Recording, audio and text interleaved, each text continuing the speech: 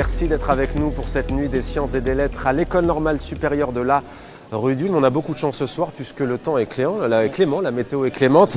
Cyrus North nous a rejoint. Bonsoir, merci d'être avec nous. Bonsoir. Et Docteur Nozman, merci d'être avec nous également. On va commencer peut-être, puisque c'est le thème de la soirée, expliquer selon vous quel est, Cyrus North, le rôle d'un youtubeur comme vous. Comment vous le concevez? Alors je ne sais pas si on peut lui donner vraiment un rôle particulier, parce qu'à la base c'est quelque chose qui est vraiment plutôt spontané. Ouais. C'est-à-dire que c'est quelqu'un qui va juste poster du contenu vidéo sur YouTube. Maintenant il y a un rôle qui commence à se dessiner effectivement. Quand on a 5 millions de vues, on a une responsabilité quand même. On commence à avoir une forme de responsabilité. Le truc c'est que il y a une grosse partie de la population, chez les jeunes notamment, qui se nourrit principalement en termes d'information sur internet et notamment sur YouTube, etc. Et donc forcément on prend un rôle qu'au début on n'avait peut-être pas imaginé, quoi. C'est vrai. En tout cas, pour ma part, et je te rejoins un peu là-dessus, j'ai l'impression que mon rôle, en tout cas, je suis pas sûr de l'avoir forcément bien cerné encore, mais c'est réellement. Merci, ça fait plaisir. C'est réellement de tout simplement partager ce qui me passionne et ce qui m'intéresse, quoi, avec les gens, et donc pour ça aborder plein de sujets divers et variés et leur apporter des connaissances, quoi. S'ils peuvent partir d'une vidéo avec un ou deux savoirs, personnellement, j'ai tout gagné, quoi. Alors on va y venir, on va voir des extraits de vos vidéos tout à l'heure. Cyrus North, vous, c'est la philosophie. Cyrus, vous, c'est donc de présenter en moins de 5 minutes, donc c'est un format plutôt court. Hein. Disons que chez les youtubeurs, il y a des formats différents, on ne l'a pas dit tout à l'heure, mais ça peut aller voire à 15 minutes, voire plus. Vous, c'est donc plutôt péchu, on va dire, un concept, une idée, mais de façon amusante en philosophie. Alors d'abord, vous avez fait HEC, vous avez fait une école j'ai fait une prépa HEC. Une prépa HEC, pardon, et ensuite une école de commerce. Voilà. Mais qu'est-ce qui vous a amené à la philosophie, à cette discipline, puisque c'est la nuit aussi des sciences, mais aussi des lettres et de la philosophie? Et ben en fait, en prépa HEC, on a plusieurs disciplines, donc les mathématiques, géopolitique et notamment de la philo. Et ensuite, quand je suis parti en école, je me suis rendu compte que la philo, ça me manquait vraiment. Et donc moi-même, j'avais envie d'y retourner un petit peu, de retravailler ça de mon côté. Et je me suis dit, autant en faire profiter les gens via Internet et via YouTube, quoi. Et qu'est-ce que peut apporter cette discipline, la philosophie, justement, pour tenter de mieux expliquer, de mieux comprendre un monde de plus en plus complexe? On a vu ce qui est arrivé récemment aussi à Paris. Et tout à l'heure, le directeur de l'ENS nous disait que certains disaient qu'expliquer, c'était déjà excusé. En quoi la philosophie peut nous aider à mieux appréhender le monde dans lequel on vit, selon vous? En fait, si vous voulez, moi, c'est beaucoup plus trivial que ça. Ouais. C'est-à-dire que dans ma démarche, moi je me suis rendu compte que les moments que je préférais dans une soirée, c'est la fin de la soirée, quand on dit qu'on fait le monde, 2h du mat, on refait le monde avec quelques boissons, etc. Et en fait c'est un peu ça la philosophie. C'est-à-dire qu'on commence à retravailler que ce soit des concepts, des idées, essayer de comprendre les origines de certains phénomènes. Sans prétendre détenir une vérité, mais exactement, en essayant et en faisant des expériences de pensée. Qu'est-ce qui se passerait si par exemple demain on était tous immortels? Qu'est-ce que ça changerait concrètement dans nos relations? Et ben c'est ça la philo. Et c'est passionnant. Ouais. Enfin moi ça me passionne en tout cas. Eh ben on va voir comment vous retranscrivez ça face caméra hyper sur gênant, YouTube. On regarde un extrait d'une vidéo de Cyrus North.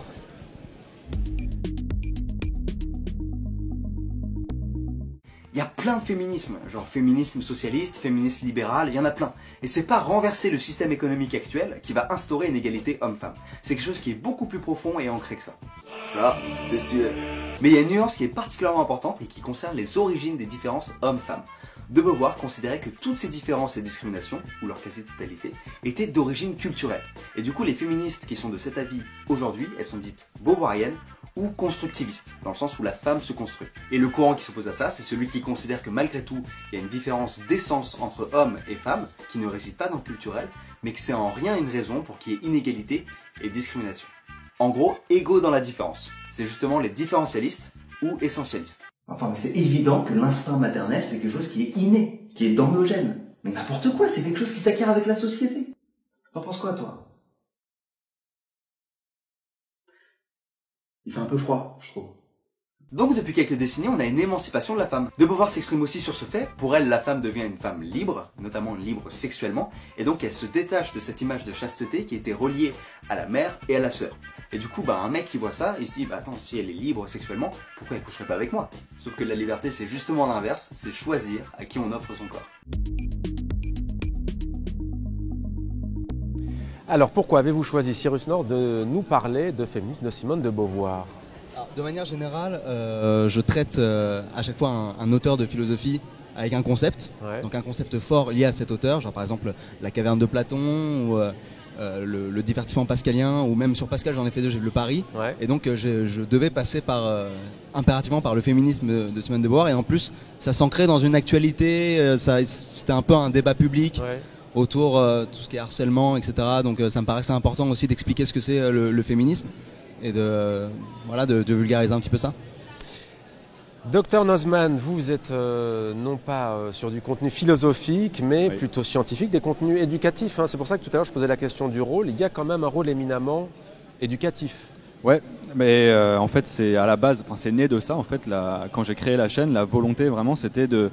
En fait, comme je suis issu non pas d'une formation scientifique, mais d'audiovisuel, j'ai fait mes études dans l'audiovisuel, en montage vidéo, effets spéciaux, et que j'étais déjà passionné par les sciences, j'étais très curieux. L'idée à la base, c'était vraiment de lier ces deux passions et d'apporter aux gens les sujets qui m'intéressent, quoi. Donc oui, il y a vraiment une démarche pour apporter des choses aux gens, des savoirs, etc., quoi. Une vidéo en général de combien de temps, vous? Même format, 5 minutes, ça dépend? En fait, moi, j'essaye de vraiment au maximum de ne pas intégrer les gens dans des formats spécifiques. Je le fais de temps en temps, mais sur une durée assez limitée. C'est-à-dire que, et même quand je fais un format, je le fais évoluer tout le temps. Donc ça peut aller de vidéo de 2 minutes. J'en ai sorti une la semaine dernière de 15 minutes. Voilà. C'était sur quoi, la vidéo de 15 minutes? Les atomes. Ouais, sujet très passionnant et voilà, donc ça c'est un bon exemple parce que j'ai sorti une vidéo aussi hier qui dure 7 minutes, il n'y a vraiment pas de durée, mais l'idée c'est toujours de rester sur un truc assez court parce que sur le web c'est surtout comme ça que ça fonctionne. Ça demande beaucoup de travail, on imagine. Combien de temps par exemple sur une vidéo de 7 minutes? En l'occurrence hier c'était quoi le sujet? Alors hier c'était, en fait sur ma chaîne j'ai 2 formats en gros. Même si je dis que je fais pas de format, en fait c'est un peu, mais c'est pas grave. Il y en a un, c'est des observations. C'est pas une obsession, vous vouliez dire, oui, c'est pas le critère, oui. Il y en a un, ça s'appelle des observations microscopiques où je tourne avec un docteur qui s'appelle Pierre Kerner, qui est fantastique, mais qui n'est pas là, je crois, ce soir. Salut, on le salue, Pierre. Il vous regarde sûrement sur Internet. On va tourner dans son labo, en fait, dans son institut, et on va regarder des petits insectes qu'on va récolter, etc. Et la vidéo d'hier, j'étais avec lui et un autre professeur de biologie qui s'appelle Jean-Philippe Collin, où on est allé sur le terrain, en fait, collecter des insectes et pour aller les observer ensuite. Donc c'était hyper marrant parce que moi, de mon point de vue de non scientifique, je suis accompagné de 2 biologistes qui me sortent des choses hyper intéressantes et moi je pose des questions avec mon œil de néophyte en gros et c'est hyper intéressant même pour moi et pour les viewers qui regardent. Et après vous allez essayer de vulgariser ça en fait, de transmettre ce savoir. C'est ça. Enfin là c'est plus simple parce que c'est presque eux qui font le travail, j'ai envie de dire. Sur la vidéo sur les atomes, là je me suis beaucoup plus renseigné, j'ai lu des livres pour la faire, etc. Mais il y a vraiment 2 démarches qui sont différentes avec ça. Eh bien on va vous voir vous aussi à l'œuvre, Docteur Nozman. On regarde un extrait d'une de vos vidéos.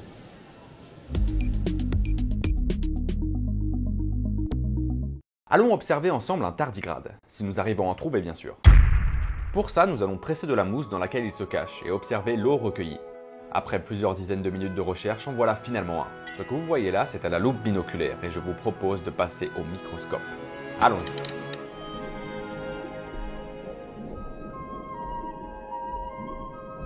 Voici les amis un tardigrade, aussi appelé ourson d'eau. Il est magnifique et bouge partout. Excellent. Cette petite bestiole mesure en moyenne moins d'1 millimètre et est invisible à l'œil nu. Quoi, vous ne voyez pas assez bien? Rapprochons-nous. Voilà, il existe plus d'1 millier d'espèces de tardigrades et son cousin des arthropodes, donc crustacés, arachnides, mille pattes, etc. Ils aiment vivre dans les mousses, mais on peut trouver des tardigrades un petit peu partout sur la planète. Quoi, encore plus proche? Pas de problème.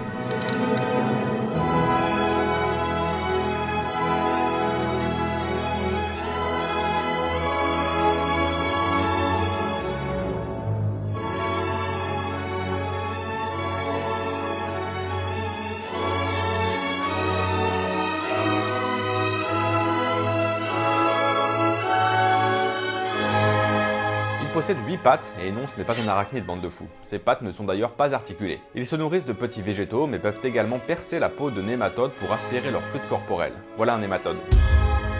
Nous en avons filmé également, et ça va arriver, bientôt. Excellent. Les tardigrades ont la fascinante possibilité de rentrer en état de cryptobiose, un état de vie ralenti où ils se vident de leur eau. De ce fait, ils peuvent résister à des chaleurs de plus de 150 degrés ou à l'inverse, moins 273 degrés. Survivre au vide de l'espace, des pressions énormes ou encore à de très fortes irradiations. Exemple, des tardigrades ont été collectés dans des mousses en Antarctique, ensuite congelés depuis le 6 novembre 1983 et réanimés 31 ans plus tard. Devinez quoi? Oui, ils ont survécu. Ah bah oui. Et encore une fois, lors d'une mission spatiale, des tardigrades ont été exposés au vide de l'espace. Plusieurs d'entre eux ont évidemment survécu. Comme vous pouvez le voir, le tardigrade est une petite bestiole extrêmement étonnante et intéressante et qui, j'espère, vous fascine autant que moi. Personnellement en tout cas, je l'adore. Hashtag NuitENS, réagissez, Cyrus North et Dr Nozman ont tweeté quelque peu durant cette vidéo. Alors les tardigrades, Dr Nozman, pourquoi? Dites-nous tout. Alors, les tardigrades, c'est quand même assez particulier parce que ça fait partie justement de ces sujets des observations microscopiques, un petit peu différents de ceux que j'avais pu faire d'habitude. Parce que dans les observations que j'ai pu faire, il y a les petites bestioles entre guillemets visibles, comme c'est invisible, mais par exemple les acariens, je pense aux acariens qui sont très faciles à aller observer. Il suffit de se gratter, de récupérer une petite feuille dehors, t'en trouveras probablement. Le tardigrade, en l'occurrence, il y a tout un mode opératoire pour le retrouver. Et donc il faut récupérer des petites feuilles bien spécifiques, les hydrater, ensuite les presser, regarder l'eau récoltée. Il y a un petit truc sympathique, c'est un peu comme partir à la chasse au Pokémon. Voilà. Et ce qui est fascinant avec le tardigrade, c'est que c'est une petite bestiole complètement incroyable du fait que elle a la capacité, entre autres, de rentrer en cryptobiose, donc de résister à des chaleurs de 330 degrés, à moins 200 degrés, à survivre a priori dans le vide de l'espace. Enfin, voilà, c'est pour ça que c'était un sujet qui me... Voilà. C'est pas anodin, il peut y avoir des champs d'application après en domaine scientifique. Hein. Oui, de toute façon, et d'ailleurs c'est là aussi que c'est marrant. D'ailleurs, pourquoi on sait qu'ils survivent dans l'espace, c'est parce que... Pourquoi Pourquoi c'est une question? Non, mais c'est justement parce que... Il pourrait s'amuser à ça, pourquoi effectivement, vous pourriez me la retourner. Voilà, mais c'est ça, c'était pour étudier... Il m'a pas suivi. Il est concentré. C'était pour étudier cette petite bestiole en l'occurrence, pour voir jusqu'où elle était capable d'aller, j'imagine. Ils l'ont envoyée dans l'espace, regarder comment elle survit, comment elle s'adapte, etc. Ouais. Donc ouais, il y a plein de choses qui sont intéressantes. Et d'ailleurs, par rapport à ces vidéos-là, il y a un processus aussi de capture d'images en fait, par lequel on passe avec Pierre, avec ma caméra qu'on plug sur leur microscope. En fait, on obtient des images que eux, avec leur matos, ils obtiennent jamais en fait. Et c'est là où c'est hyper intéressant parce que même le biologiste qui est à côté de moi, généralement, il le voit jamais sous cet angle-là. Et c'est ça qui est cool aussi. Ouais. Alors sur la vulgarisation, on posait la question tout à l'heure, il y a aussi la question de la véracité. Alors on imagine que vous assumez un ton libre, mais pour autant, comment ne pas induire en erreur, par exemple, un lycéen qui va passer son bac philo une fois qu'il a vu vos vidéos? Il y a tout de même un risque. Qu'est-ce que vous faites pour éviter justement l'écueil? Alors, déjà, moi je multiplie énormément les sources. J'essaie vraiment de recouper les informations, etc. Ouais. Mais il y a certaines fois, genre par exemple ma vidéo sur Nietzsche, ça m'a pris 3 semaines pour juste essayer de comprendre la pensée, la pensée de Nietzsche. Et genre j'ai contacté quelqu'un qui était en agrégé de philosophie, qui l'a étudié, qui était fan de Nietzsche. Et donc je lui ai soumis mon script et il m'a validé le truc. Pareil quand je fais des trucs pour les conseils de bac de philo, là je le fais valider par des profs de philo, etc. Donc j'essaye au maximum de le faire valider. Après il m'arrive de faire des erreurs et ce qui est incroyable avec YouTube, c'est qu'on peut facilement rectifier le tir. Ouais, c'est ce qu'on disait tout à l'heure, c'est-à-dire qu'après vous pouvez répondre à des internautes, vous pouvez interagir. Même annoter la vidéo, alors ça m'est jamais arrivé, mais si vraiment une vidéo c'est faux de bout en blanc, enfin on peut même la supprimer, la rééditer, la remettre, enfin c'est assez souple quoi, c'est beaucoup plus souple que d'autres formats, enfin d'autres médias. La télé, par exemple. C'est plus souple que la télévision, ouais. Est-ce que c'est chronophage? Ouais, c'est plutôt chronophage. C'est chronophage parce que souvent on fait tout nous-mêmes. On est du début à la fin de la chaîne de production. Et plus on avance, plus on a envie de se perfectionner, etc. Donc on prend de plus en plus de temps au final. Il y a un moment aussi où on essaye de rentrer dans un mode de production entre guillemets un petit peu, vraiment, le mot est pas terrible, mais industriel, dans le sens où ça peut devenir notre métier, donc on doit se mettre à produire toutes les semaines, quoi qu'il arrive. En tout cas, c'est mon cas. Ouais. Et donc, forcément, on repasse tous les jours, tout le temps, par les mêmes modes de création, quoi. Mais vous, par exemple, c'est votre métier, Dr Nozman? Moi, c'est mon métier. J'en vis depuis 3 ans, dans 2 ans, je pense. Mais comment concrètement, peut-être que ça peut susciter des vocations, faire des émules, comme on dit? Est-ce que c'est à travers des revenus publicitaires? Est-ce que c'est à travers il y a deux, un abonnement peut-être? Ou est-ce que c'est libre? Non, c'est libre. C'est totalement libre. Il y a maintenant un mode de fonctionnement qui arrive sur YouTube qui s'appelle YouTube Red avec des systèmes d'abonnement, mais j'en fais pas du tout partie. Mais il y en a très peu en France d'ailleurs. En France, c'est pas sorti en France. Voilà. C'est une exclusivité. C'est américain pour l'instant. En gros, on peut... En gros, 3 modes de financement sur Internet, de financement entre guillemets. Il y a les revenus purs de la chaîne, qu'une chaîne va générer avec les publicités qui vont passer dans les vidéos, les placements publicitaires et les dons sur des plateformes de dons participatifs, etc., comme Tipeee, etc. Et en l'occurrence, moi, j'ai jamais fait de placement publicitaire. Je serais peut-être amené à en faire. Si je dois en faire, je les traiterai de la meilleure façon possible. Mais la chaîne, j'en vis parce que ça fait 5 ans que je le fais, parce que j'essaye de me renouveler à chaque fois, à chaque vidéo. C'est un vrai challenge de se renouveler aussi. Pardon ? C'est un vrai challenge ça, d'être compliqué. pérenne tout en se renouvelant. C'est ça, en fait, au début en tout cas de ma part, j'ai commencé en faisant des petites expériences, comment fabriquer un laser, comment fabriquer une balle rebondissante, etc. Pas une bombe. Une bombe nucléaire, ok.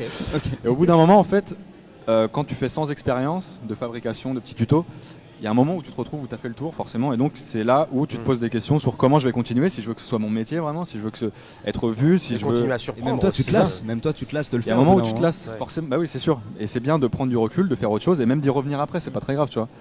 Mais c'est hyper important de se renouveler, et en tout cas voilà, pour revenir à l'argent, moi de mon côté, l'argent c'est mon métier effectivement depuis 2 ans et demi. Parce que je fais ça à temps plein et j'ai pu me permettre de le faire à temps plein. Quoi. Et vous, dans ce... Non, moi j'ai un travail à côté qui me permet d'avoir non seulement une stabilité, mais aussi... c'est quand même un travail un peu lié au truc. Je fais des vidéos sur Internet, mais c'est ni du YouTube, ni de la vulgarisation. On est d'accord. Mais je pourrais presque les laisser en fait, ils pourraient tenir à 2 sans ben, moi. Je vais aller faire une pause.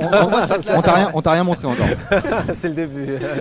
Après il va nous faire une démonstration de temps. Vous avez l'air de beaucoup plaisanter. Est-ce que l'humour vous l'utilisez dans vos vidéos ou pas beaucoup vous en l'occurrence? Déjà il y a une chose qu'il faut savoir, c'est qu'on se connaît depuis pas mal de temps. On est parti au Canada ensemble, donc on a vécu des choses. Au Québec ou on a passé un week-end à Toronto ensemble. Et on était aussi à Montréal. À Montréal, on a pas mal de temps. Et des vidéos à 2 pas encore? Si, on en a déjà fait une sur...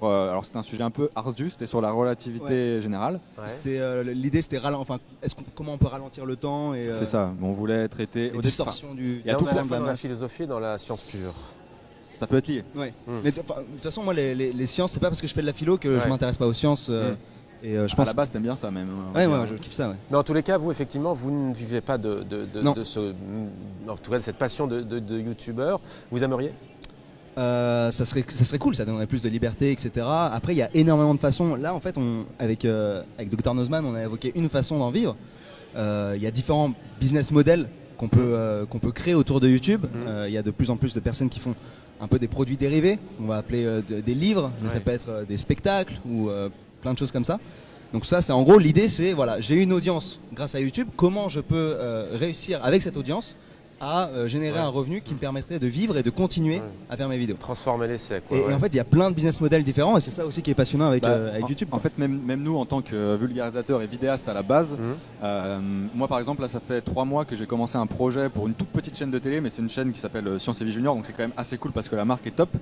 Et voilà, c'est typiquement des projets qui, nous, en tant que jeunes vulgarisateurs, jeunes vidéastes, sont hyper excitants.